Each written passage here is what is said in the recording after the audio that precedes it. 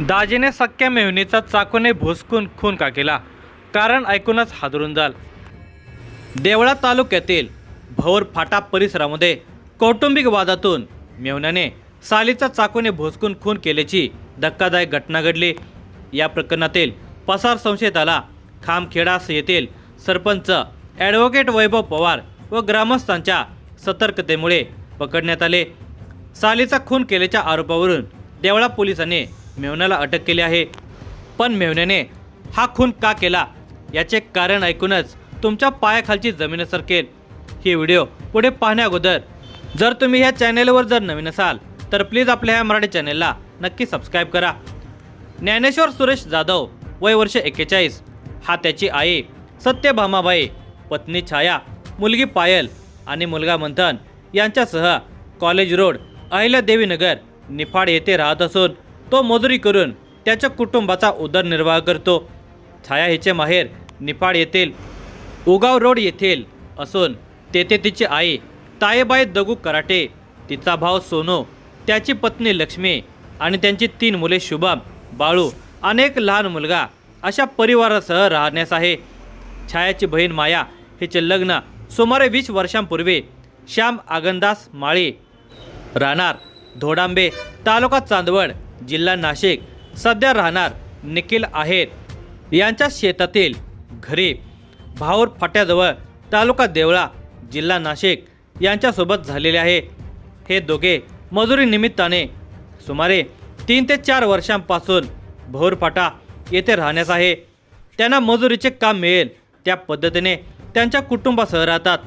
सुमारे 4 ते 5 महिन्यांच्यापासून हे पती पत्नी भौर फाटा येथे निखिल आहेर यांच्या मालकीच्या शेतातील घरामध्ये त्यांच्या कुटुंबासह राहण्यास होते.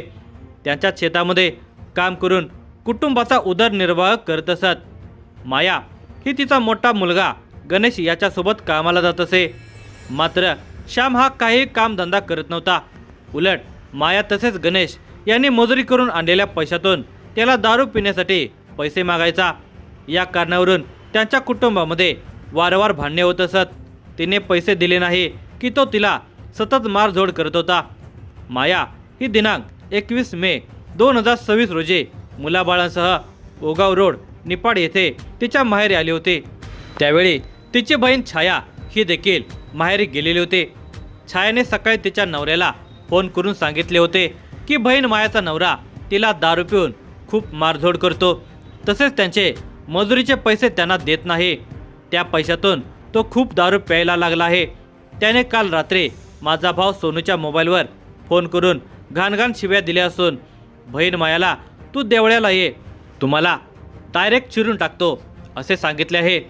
त्यामुळे तुम्ही उगाव रोड येथील घरी या, तेथून आपण सर्वजण देवळा येथे श्यामदाजी यांच्याकडे जाऊया, त्यांची समजूत काढू असे सांगितले. त्यामुळे छायाचा नवरा ज्ञानेश्वर हा सकाळी 8 वाजण्याच्या सुमारास त्याच्या मोटरसायकलने सासरी उगाव रोड निपाड येथे गेलेला होता. तेथून सकाळी 9:30 वाजण्याच्या सुमारास ज्ञानेश्वर, त्याची पत्नी छाया, सासू ताईबाई असे त्याच्या मोटरसायकलने, तर त्याचा साला सोनू, नातेवाईक शंकर आणि माया असे तिघे सोनू याच्याकडील मोटरसायकलने निपाड येथून निघाले. सकाळी 11 वाजण्याच्या सुमारास श्याम राहत असलेल्या ठिकाणी भौर फाट्याजवळील निखिल आहेर यांच्या शेतामध्ये जाण्यासाठी बनवलेल्या लोखंडी गेटजवळ ते येऊन पोहोचले. त्यावेळी लोखंडी गेटचा दरवाजा बंद असल्याने सर्वजण तेथेच थांबले. त्यानंतर सोनूने त्याच्या मोबाईलवरून श्यामला फोन केला. आम्ही तुमच्या घराजवळ आलेलो आहे, तुम्ही घराकडे या असे सांगितले. त्यानंतर सुमारे अर्ध्या तासानंतर श्याम हा त्याचा पुतण्या दादू भाऊराम माळी याच्यासोबत मोटारसायकलवरून तेथे आला. त्यावेळी ज्ञानेश्वर जाधव, त्याची पत्नी छाया, माया श्याम माळी, साला सोनू दगू कराटे, सासू तायबाई दगू कराटे यांच्यासह गेटजवळ बसलेले श्यामने पाहिले. त्याने त्याच्या जवळील गाडी रस्त्याकडेला लावली आणि तो त्यांच्याजवळ आला. तेव्हा आलेले सर्वजण त्याला दारू पिऊ नको, मायाला मारहाण करू नको असे समजावून सांगू लागले. मात्र श्यामने त्याच्याकडे असलेला चाकू बाहेर काढला आणि मायाला चाकू मारण्याच्या उद्देशाने चाकू जोराने फिरवला. त्यावेळी सोनूने मायाला हाताने मागे ओढले, त्यामुळे तो वार चुकला. तेव्हा श्यामने छायाला तू कायम आमच्या नवरा बायकोमध्ये येत राहते, तुला आज संपूर्णच टाकतो, असे म्हणत हल्ला केला। संतापात त्याने हातातील धारदार चाकूने मेवणी छायाच्या छातीत डाव्या बाजूस भोसकले। ती जखमी होऊन जागेवर खाली कोसळली। तर भांडण सोडवत असताना दोन्ही हातांना चाकूचा वार लागल्याने सोनही जखमी झालेला होता।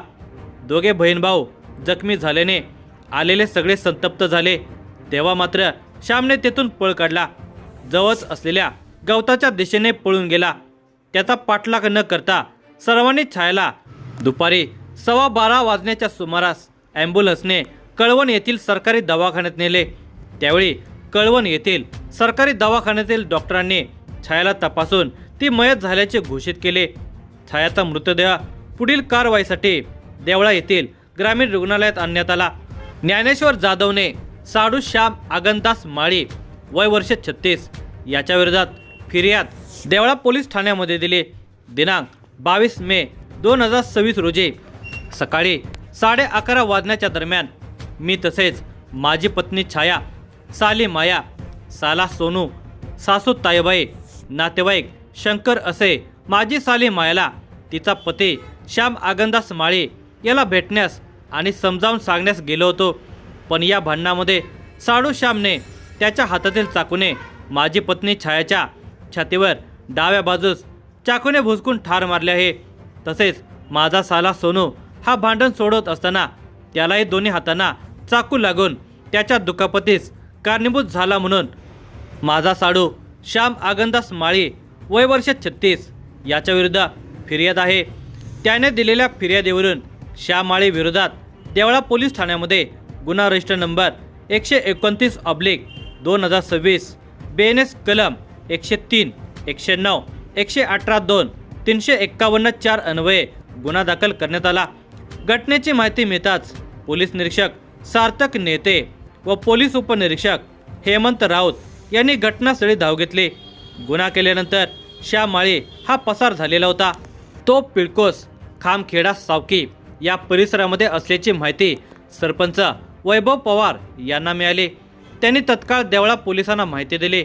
त्यानंतर सरपंच वैभव पवार, माणिक शेवाळे, सचिन शेवाळे, रोशन शेवाळे, अमोल बिरारी, वकील शेवाळे व सौरभ शेवाळे यांनी संशयिताचा पाठलाग करून त्याला पकडत पोलिसांच्या ताब्यात दिले। या प्रकरणी देवळा पोलीस ठाण्यामध्ये खुनाचा गुन्हा दाखल केला। या प्रकरणी पोलीस अधीक्षक डॉक्टर दिलीप स्वामी, पोलीस उपअधीक्षक किरण कुमार सूर्यवंशी, पोलीस निरीक्षक सार्थक नेते यांच्या मार्गदर्शनाखाली उपनिरीक्षक हेमंत राऊत आणि देवळा पोलीस पथक पुढील तपास करत आहेत।